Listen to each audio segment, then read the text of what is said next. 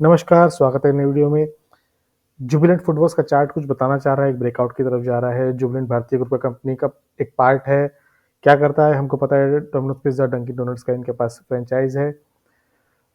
सीधे चलते चार्ट पे, चार्ट के लिए हम जोरदार की मदद लेंगे।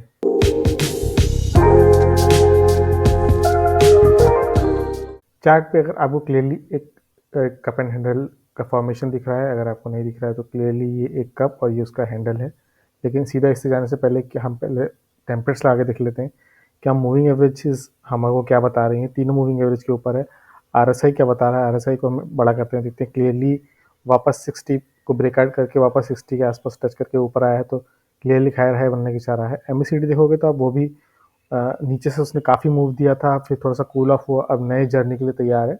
ऐसा ऐसा इस तरह का पहले का चार्ट था, एक हायर हाई बनने के लिए तैयार है। तो इस तरह का एक अच्छा चार्ट बना हुआ है। अगर आप बॉलिंजर बैंड्स लगाओगे तो आप देखोगे कि जब ये ऊपर जाता है तो बॉलिंजर बैंड्स के हमेशा अपर एंड की तरफ होता है, और जब अपर एंड की तरफ होता है, अपर एंड की तरफ होता है। जब नीचे आता है तो हमेशा बॉलिंजर बैंड के नीचे की तरफ होता है। तो क्लियरली बॉलिंजर बैंड के अपर पार्ट पे है, बार बार मीडियन लाइन से सपोर्ट लेके ऊपर जा रहा है, तो क्लियरली एक पॉजिटिव साइन यहाँ पर भी है। अगर आप पिवट पॉइंट लगाओगे तो पिवट पॉइंट में क्या है, ये देखिए हमने फिबोनाची लेवल के लगाए हैं। तो आप देखोगे कि R3 थर्ड रेजिस्टेंस ने थोड़ा सा टकरा के नीचे कूल ऑफ किया है। तो ये एक साइन हो सकता है कि यहाँ पे थोड़ा सकता है रेस्ट करे, एक दो दिन का रेस्ट करे, कूल ऑफ करे, नीचे आए, फिर अगले हफ्ते की अगली पिवट लाइन बनेगी, अगले पिवट पॉइंट्स बनेंगे, फिर देखेंगे। तो ये तो हो गई नॉर्मल सी बात। अब वापस अपना कप हैंडल ड्रॉ करते हैं, देखते हैं कप हैंडल क्या बता रहा है। ये हमारा कप है और ये हैंडल, याद रखिए फिलहाल डेली बेसिस पर चार्ट है। हम एक हॉरिजॉन्टल लाइन ले लेते हैं, उस हॉरिजॉन्टल लाइन को हम पिक कर लेंगे यहाँ पर।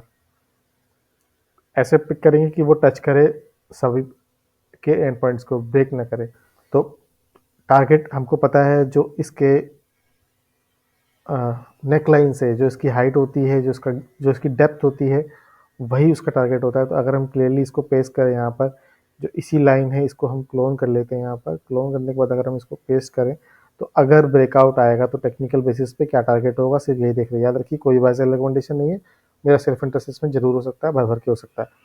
ये सिर्फ आपको टेक्निकल एनालिसिस के लिए, इसके ऊपर आपको अपनी एनालिसिस जरूर करनी है। तो आप देखोगे 850 का इसमें यहाँ पे एक टारगेट दिख रहा है। अगर ये ब्रेकआउट सक्सेसफुल होता है तो याद रखिए गिवन कंडीशन है, वॉल्यूम यहाँ पर है, लेकिन यहाँ सेलिंग वॉल्यूम है, रेड वॉल्यूम है, ग्रीन में वॉल्यूम नहीं है। क्लियरली इसी चार्ट को अगर हम अब डेली की जगह वीकली में कन्वर्ट कर लेते हैं, तो जब आप वीकली में कन्वर्ट करोगे तो जो हमने हॉरिजॉन्टल लाइन ड्रॉ की थी, वो आप देखोगे कि वो और एक पहले भी एक लंबा सा कप हैंडल बनाने की तैयारी में है, या डबल बॉटम।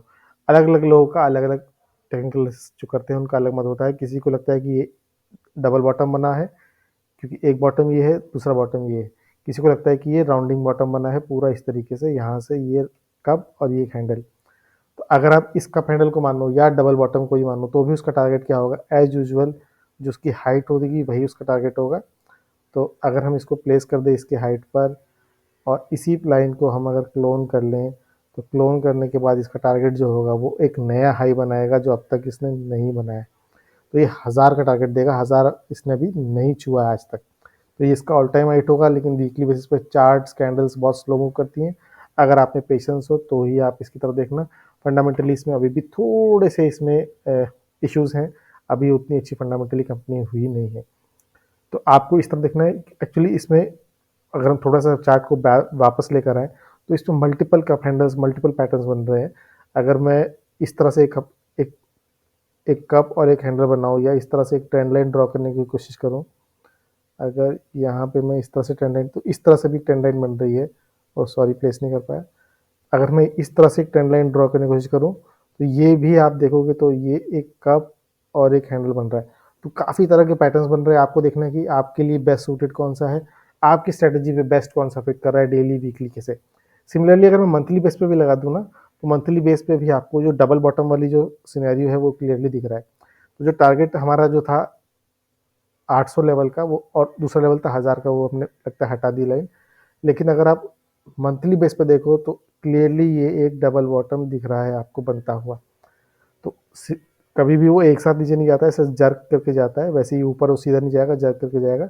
लेकिन वो क्लियरली उसका टारगेट आप देखोगे तो कम से कम 900 का बन ही रहा है। तो 1000 का जो टारगेट था वो हो सकता है कि पहले अनरियलिस्टिक लग रहा हो, लेकिन वो इतना भी अनरियलिस्टिक नहीं है। मैं थोड़ा सा एक्सप्लेन कर देता हूँ तो आपको क्लियरली दिखाई देगा कि एक ये यहाँ से नीचे आया था, ये इसका हाई पॉइंट है, एक बॉटम, सेकंड बॉटम, फिर हाई बनाएगा ये इसी लेवल का। तो वो जो 1000 का लेवल था वो अब अनरियलिस्टिक नहीं रहेगा। इसीलिए कह रहा हूँ कि technical analysis multiple time frames में आपको देखनी है। वीकली बेस पे अगर आप लगाओगे वापस, और वीकली बेस पे लगाने के बाद अगर आप इसमें मूविंग एवरेजेस लगाओगे तो भी आपको पॉजिटिव ही नज़र आएगा कि पॉजिटिव मोमेंटम है। आरएसआई भी आप देखोगे तो क्लियरली वापस नीचे आके ऊपर आया हुआ है। इसी के साथ अगर आप बॉलिंजर बैंड लगाओगे, सेम कहानी आपको बता रहा है कि अपर हाई पे बैठा हुआ है, अपर बैंड्स पे बैठा हुआ है, तो क्लियरली एक अच्छा मोमेंट है। ये तो हो गई रिवॉर्ड्स की बात। रिवॉर्ड्स आपकी तरफ हैं तो फिर इसमें कुछ रिस्क भी होंगे, जाहिर सी बात है, और बिल्कुल रिस्क तो इसमें है ही है।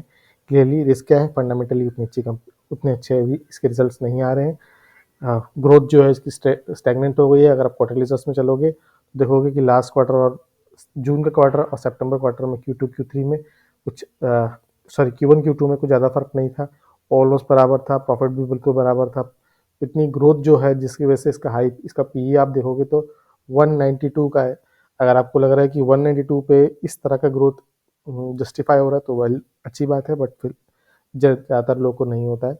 तो अगर आप देखोगे कि ग्रोथ इसकी स्टैग्नेंट बनी हुई है, इसमें कुछ ऐसा पॉइंट नहीं है कि बहुत अच्छी ग्रोथ है। ग्रोथ स्टैग्नेंट हो गई, जिस तरह की ग्रोथ इसमें आया करती थी वो इसमें ग्रोथ नहीं दिख रही है। इन्वेस्टर्स में जाओगे तो भी आपको दिखेगा कि प्रोमोटर्स 42% पे बैठे हुए ऑलमोस्ट। हल्की सी बाइंग हुई है इसमें लास्ट क्वार्टर से, एफ की हल्की सी बाइंग हुई, DI की, पब्लिक ने हल्की सी सेल की, ऑब्वियसली बात है। लेकिन again number of share holders जो है कम हो गए, कम लोगों के पास ज़्यादा सेम अमाउंट ऑफ शेयर्स है, ठीक है। तो इसमें मूवमेंट ज़्यादा होता क्या है, मैं जैसे बताता हूँ आपको। जैसे 100 रुपये हैं, 100 लोग के पास है, तो एक एक के पास एक एक पावर है, लेकिन 50 लोग के पास 100 रुपये, तो हर एक के पास 2 की पावर है, ज़्यादा प्राइस मूवमेंट हो सकता है। तो इस तरह से जब नंबर ऑफ शेयर होल्डर्स कम हो जाए और शेयर उतने ही रहें तो मूवमेंट जो है अच्छी होने के चांस होते हैं। ये कोई हार्ड एंड फास्ट रूल नहीं है, जनरल कॉमन सेंस है। आप इसको कहीं अप्लाई मत कर लीजिएगा, मैथमेटिक्स और कॉमन सेंस कहता है ये कि कोई ऐसा टेक्निकल एनालिसिस का कोई फंडा नहीं बोल रहा है ये। लेकिन अभी भी इसमें इन्होंने अपडेट किया है, क्या अपडेट किया है इन्होंने, कोका कोला के साथ एक मेमोरेंडम ऑफ अंडरस्टैंडिंग यानी MOU साइन किया है, जहाँ ये उनके प्रोडक्ट्स पे बेसिकली स्पार्कलिंग बेवरेज प्रोडक्ट जो हैं, सॉफ्ट ड्रिंक्स, कोल्ड ड्रिंक्स और जो बाकी इनके कोल्ड ड्रिंक्स हैं उनको ये प्रमोट करेंगे, बेचेंगे, उसकी प्रमोशन कोका कोला करेगा और ये भी उस तरह डील करेंगे। तो एक नया एवेन्यू दिख रहा है इनको अपना कि किस तरह से प्रमोट करेंगे। तो स्टाइन हो चुका है और एक और बॉटलिंग बॉटल के साथ भी किया था, तो दोनों जगह से है, तो कुछ कुछ पॉजिटिव न्यूज़ जरूर आ रही है।